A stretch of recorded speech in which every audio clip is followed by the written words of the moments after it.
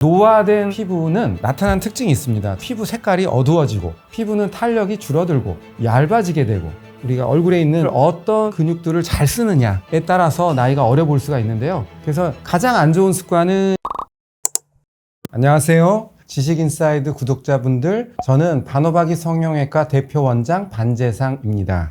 안녕하세요. 지식인사이드 구독자 여러분들, 저는 반호박이 웰네스 클리닉 대표 원장 이왕재입니다. 반갑습니다. 우리가 나이가 들면 첫 번째는 얼굴에 있는 전반적인 소프트 티슈가 이렇게 중력에 의해서 처지게 되죠. 두 번째는 지방이라든가 피부 콜라겐이 감소하면서 꺼지는 데들이 많이 생깁니다. 예를 들면 관자놀이 이 부분이 꺼진다든지 볼이 패인다든지 이러면서 또 나이가 들어 보이게 되고요. 그 다음에 이제 피부 노화가 굉장히 중요한데 꼭 빠질 수 없는 게 뭐냐면 얼굴 근육입니다. 우리가 얼굴에 있는 페이셜 머슬들을 어떤 근육들을 잘 쓰느냐에 따라서 나이가 어려 보일 수가 있는데요. 특히 가장 중요한 거는 이 가운데 근육, 이 중간에 있는 근육들을 잘 쓰는 분들이 상대적으로 얼굴이 덜 처져 보이게 돼요.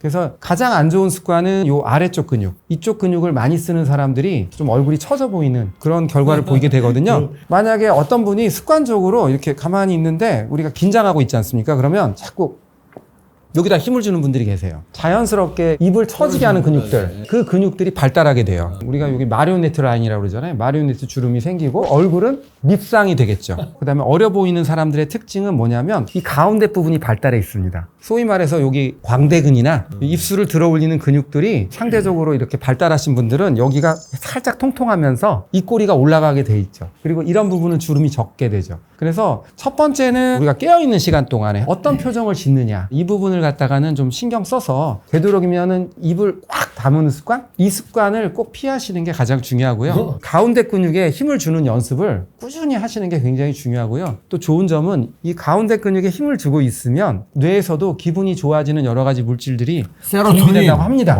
세로토닌이 나오겠구만. 네, 그렇습니다.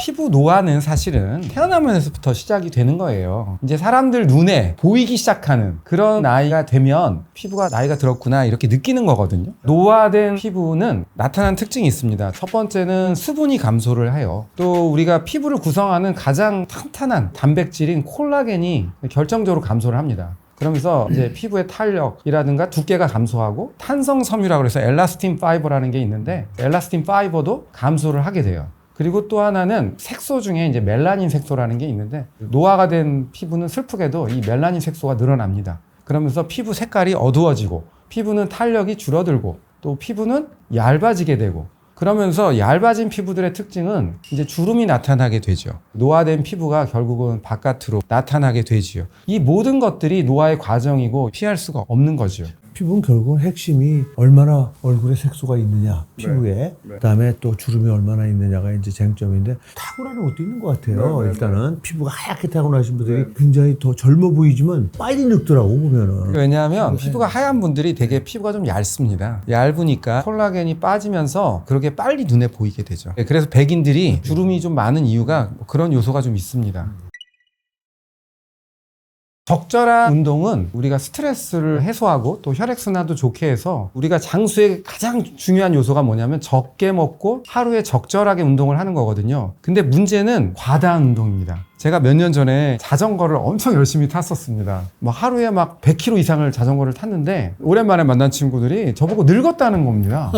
약간 그때 좀 충격을 받았었는데요. 운동도 적절한 운동을 해야 되는 거예요. 적절한 운동을 해야지. 적절한 운동에다가 비타민C를 드시면서 드시고 나서 2시간 이후에 이게 굉장히 중요해요. 이거 굉장히 지식인사이드 구독자들에게 굉장히 좋은 정보인데 새벽 운동을 하면 안 돼. 그래서 새벽 운동은 아무리 비타민C를 먹어도 소용없어요. 왜냐하면 비타민C를 먹고 6시간 이내에 다 쓰이기 때문에 저녁 때 먹은 비타민C를 새벽까지 가질 않아요. 새벽에는 걷는 운동 이상을 하지 말아라. 뛰거나 수영을 하거나 등산을 하거나 뭐 라켓볼이나 이런 걸 하면 안 된다는 거예요. 그거는 심폐기능은 증진돼서 기분 좋을지 모르지만 피부도 빨리 늙고 혈관도 빨리 늙어요. 그 새벽 운동을 굉장히 좋아하는 분들이 있어요. 그런 분들은 조금 더 일찍 일어나서 비타민C를 만약에 먹고 운동을 하시면 모르겠지만 그렇지 않으면 오히려 제가 볼 땐 노화를 촉진하고 피부를 망가뜨리는 그런 원인이 되지 않을까. 피부가 문제가 아니라 혈관이 한 10년, 15년 그렇게 하면요 실려갑니다. 응급실에. 그러면 결국은 지금 색소도 그렇고 일레스틴이나 콜라겐 같은 단백질도 결국 비타민C네. 왜냐하면 병적인 색소 침착을 막아주는 게 비타민C예요. 그래서 비타민C 드시는 분들이 얼굴이 환해졌다는 거야. 그게 바로 피부 노화를 막는 거죠. 뭐. 그러니까 우리가 노화와 비타민C, 유해산소에 대한 얘기를 했지 않습니까? 근데 피부도 결국은 유해산소 공격을 피할 수가 없는 거죠. 그 다음에 비타민C의 가장 클래시컬하게 배우는 지식이 콜라겐이라는 단백질 합성에 비타민C가 없으면 안 돼요. 그래서 왜 비타민C 먹으면 상처가 빨리 낫는다 그런 얘기를 하잖아요. 피부도 마찬가지죠. 피부도 결국 탄탄하게 받쳐주는 게 일레스틴과 콜라겐이라는 단백질인데 육식, 채식을 골고루 해야 되고 그 다음에 이제 비타민C를 거기다가 충분한 양을 먹으면 콜라겐이라는 단백질을 만드는 거를 충분히 백업을 해주니까 아무래도 노화가 지연될 거고 그 다음에 색소 침착도 덜 되니까 맑은 피부를 유지하게 해주는 그것이 동안 만드는 그거의 핵심이 아니겠어요? 결국은 비타민C는 콜라겐을 합성하는데 비타민C가 강력한 코팩터이고 콜라겐이 빠지면 당연히 노화가 진행되니까 비타민C는 피부 건강에 굉장히 중요한 부분을 차지하고 있고 또 우리가 매일매일 생기는 활성산소로부터 비타민C가 우리를 또 피부를 보호해 주니까 비타민C는 피부에 정말 보약인 것 같습니다. 예. 근데 제가 이제 비타민C를 정생하면서 비타민C가 미용에 굉장히 도움이 되기 때문에 피부 제품을 만드는 걸 연구하면서 많이 주력했었어요. 바르는 비타민C. 그렇죠. 그게 어렵더라고요. 굉장히. 왜냐하면 비타민C가 피부에 침투가 안 되기 때문에 기다리는 동안에 햇빛에 다 산화가 돼가지고 비타민C가 결국 효능을 발휘 못하더라고요. 그러면 복용하는 비타민C가 구조상 피부가 표피까지는 비타민C가 못 가잖아요. 진피까지밖에 못 가요. 그러니까 사람들이 표피는 뭐고 진피는 뭐냐고 하겠지만 우리가 딱 만질 때 만져지는 부분이 표피고 안으로 조금 들어가면 이제 진피라는 게 있어. 진피까지는 혈관이 와 있는데 표피는 혈관이 없잖아요. 그래서 사실은 비타민C의 효능은 지금 말씀드린 진피 속에 있는 콜라겐 합성이나 일레스틴과 같은 탄성섬유를 만드는 데는 도움이 되지만 표피까지 보호하는 거에는 굉장히 어려움이 있다는 거 그런 부분들은 좀 아셔야 되지 않을까 하는 생각이 들어요. 근데 어차피 피부의 진짜 노화는 진피에서 일어나는 거기 때문에요. 진피를 잘 보호하면 피부 노화를 충분히 예방할 수 있습니다.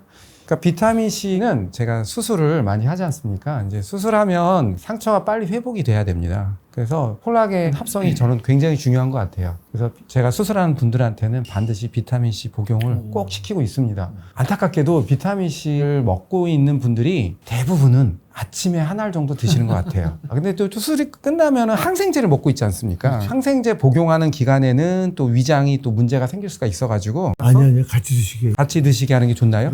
네. 왜냐하면 비타민C 자체가 아주 마일드한 항생제 기능이 있어요.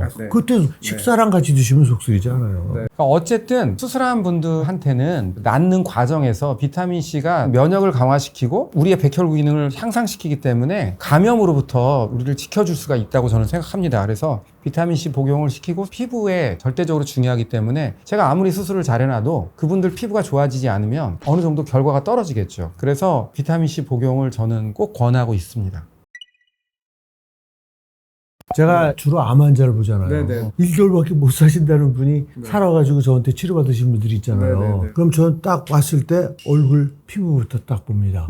좋아지시는 분은 얼굴이 벌써 혈색도 그렇고 병색이 사라집니다. 그래서 저는 저분은 틀림없이 암 표지자가 좋아졌겠다. 검사해보면 정확히 맞아요. 근데 딱 보면은 눈 주위에 다크라인이 생기고 뭐 이렇게 해가지고 딱 보면 큰일 나네. 저분은 치료가 잘 안 되고 있구나. 아니나 다를까 딱 검사해보면 암 표지자가 나빠지고 있는 거예요. 그래서 저는 얼굴을 딱 봤을 때 단순히 늙었냐 안 늙었냐의 차원이 아니에요. 이거는 정확하게 반영이 된다고 봐요. 우리가 안색을 결정하는 요소가 그게 첫 번째가 이제 멜라닌 색소. 아무래도 색소가 많으면 얼굴이 까매 보이겠죠. 그 다음에 두 번째가 뭐냐면은 우리가 산소 포화도입니다. 피부에 산소 포화도가 이제 올라가게 되면 안색이 아주 밝아집니다. 근데 만약에 몸에 활성산소가 많고 산소 포화도가 떨어져 있는 분들 같은 경우는 안색이 굉장히 어두워 보입니다. 그렇기 때문에 몸 안의 상태가 자연스럽게 얼굴에 발현이 될 수밖에 없죠. 그죠, 박사님? 그래서 자기 몸을 굉장히 건강하게 관리하는 게 얼굴의 안색을 맑게 하는데도 굉장히 중요한 요소라고 보시면 될 것 같습니다. 그러니까 뭐냐면 과식을 유발하는 음식들. 하버드 대학의 닥터 싱클레어라는 박사분께서 항상 하시는 얘기인데 장수의 가장 중요한 요소 중에 하나가 뭐냐면 적게 먹는 겁니다. 그거는 누구나 다 지금 받아들여지고 있지 않습니까? 음식을 드실 때 과식을 유발하는 음식들은 결국은 몸에 좋을 게 없을 것 같습니다. 피부에도 좋을 수가 없어요. 그렇죠. 피부에도. 그러니까 노화와 피부는 뭐 필연적인 거니까 피부에 좋은 음식들이라는 것은 결국은 어느 정도 건강하게 소식을 할 수 있는 음식들, 그게 바로 야채라든가 채소라든가 뭐 이런 음식들하고 그다음에 적절한 단백질을 섭취할 수 있는 음식들, 이런 음식들을 적당량을 골고루 드시는 것이 당연히 건강을 지키는 데도 가장 중요하고 피부 건강을 지키는 데도 가장 중요한 요소일 것 같습니다. 육식과 채식 그거를 균형 있게 하는 게 가장 바람직해요. 그냥 극단적으로 채식만 하지 마시고 또 육식하면서 너무 과식하지 않고 균형 잡힌 영양식, 건강식이 피부에도 좋은 거라는 일반론으로 갈 수밖에 없는 그래야 될 것 같아요.